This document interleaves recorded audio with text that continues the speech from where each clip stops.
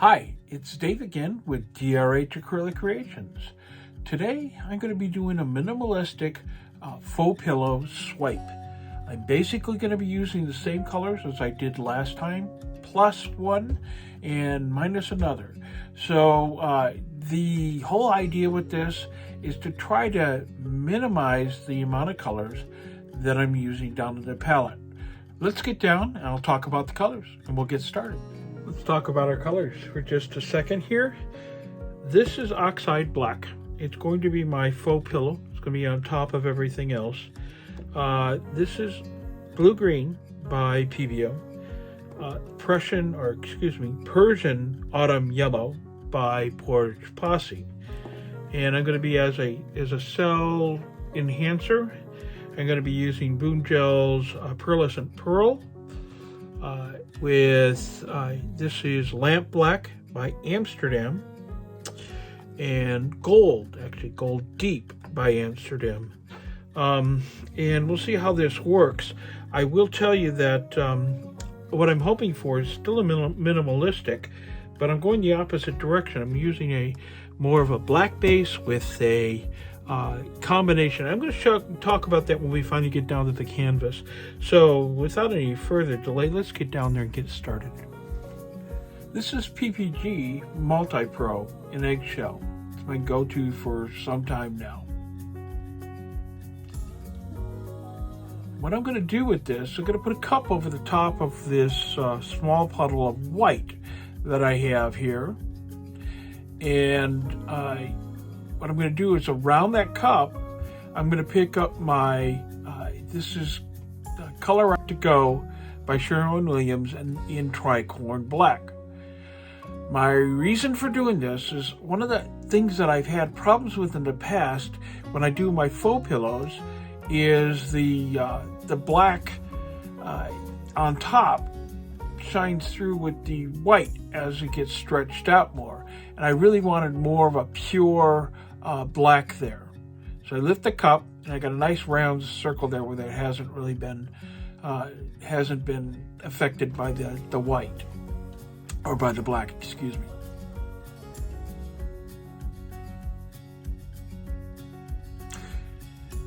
Okay, I'm gonna put down now, this is the Persian Autumn Yellow by Posse. I'm going to put a whole bunch down here. This is more than I put down usually for even 2 or 3 paintings. But I want to use that as my undercolor so that when I pull this up, the white will be underneath that. It will give me that it'll give me that backlook look. I'm going to need to pop some bubbles here. Happens when you mix your colors or stir your colors just before, you'll get bubbles. I'm going to have to do something about this. It's been going on too long. This is Oxide Black. This is Amsterdam Expert Series.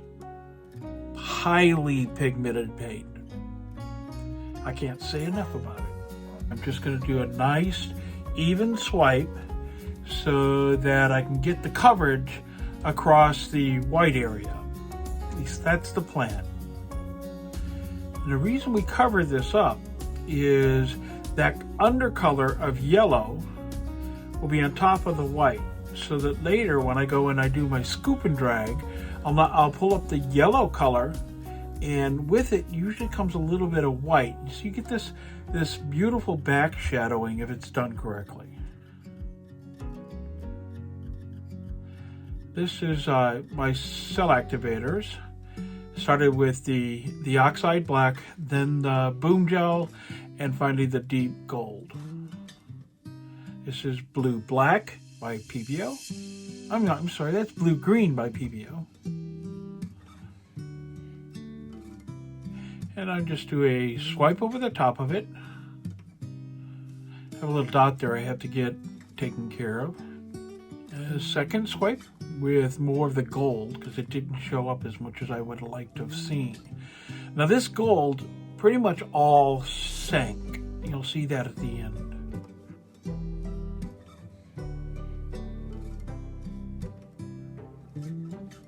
Sorry about my head there.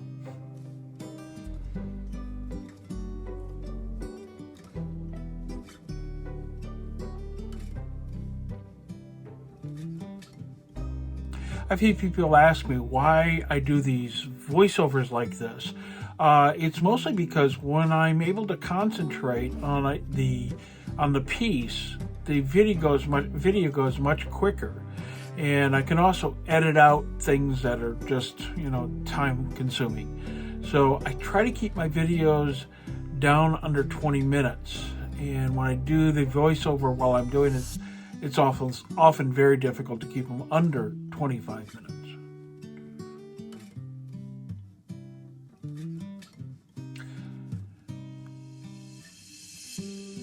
Okay, just going to stretch this out a little bit.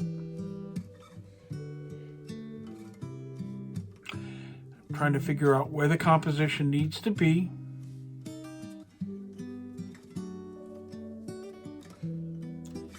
Get it in place.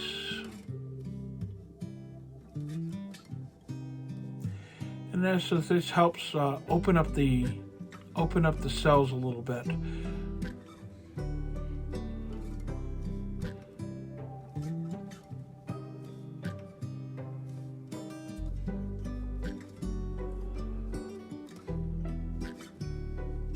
You have to be very careful when you're stretching these swipes, because if you're not very slow about it, you can often cause the cells to go wonky. I've started swiping. I started spinning now.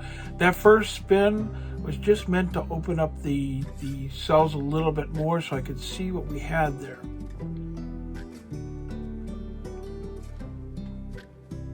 Okay, I'm getting the idea now what I need to do next as far as the composition, and also how much coverage I have.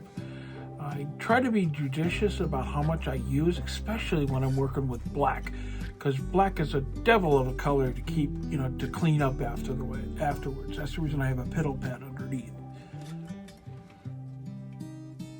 It's one of those silly things that bothers me.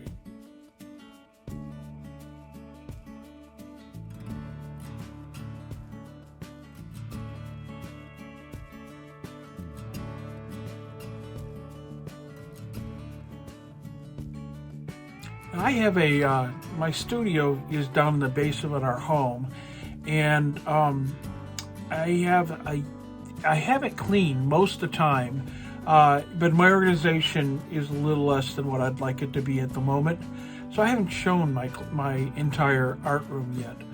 I have quite a bit of space, actually, but I just need to get my paints taken care of and find a way to hang my tubes.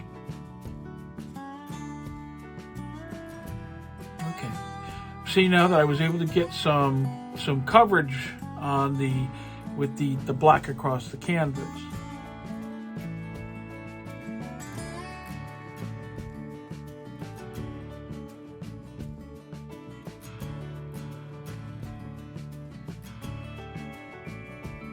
I picked up my Tricorn Black again. And I'm just going to cover those two corners, make sure I have enough paint there. I don't want to overstretch, because when you overstretch, that's when you start seeing the colors underneath peek through. And I don't mind that if it's a color layer, but if it's the white, it makes it turn gray, and I'm not really interested in having that. It's not a look I'm interested in. There's a place for it, however, just not in this one. I'm going to spend quite a bit of time trying to get my sides covered and what have you. I think I cut some of this out so that you didn't, the video would have been excessively long.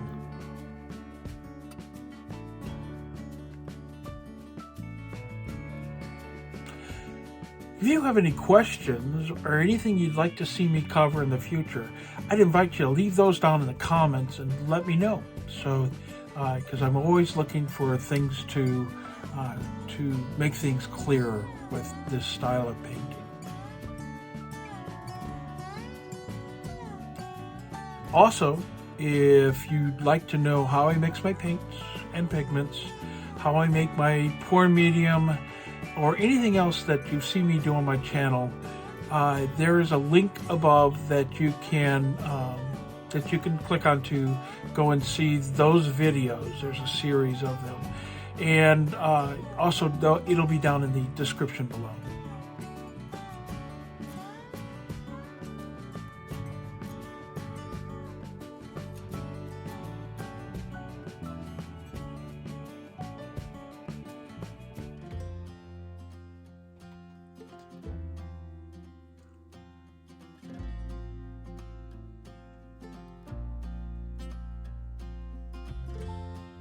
Okay, I'm starting to see it come together. What I did is I picked up a skewer and I'm dipping it into my oxide black, and I'm covering up some of these dots that have come up, specifically the ones that are underneath they're coming up as white. Don't want to see those as much. So just a little dip of the black paint over the top of the dot. It covers it up. I could do this now, or I could wait until after it dries and paint them in that way too, and I've done it both ways.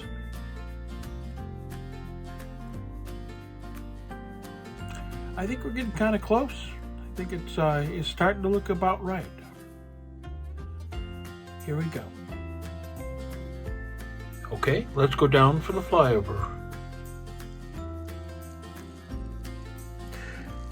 These bubbles seem to be a feature of all my faux pillows. This time I was just impatient, but even when I let it set, I still get bubbles like this, and they've kind of grown on me. I'm not hating them anymore like I used to.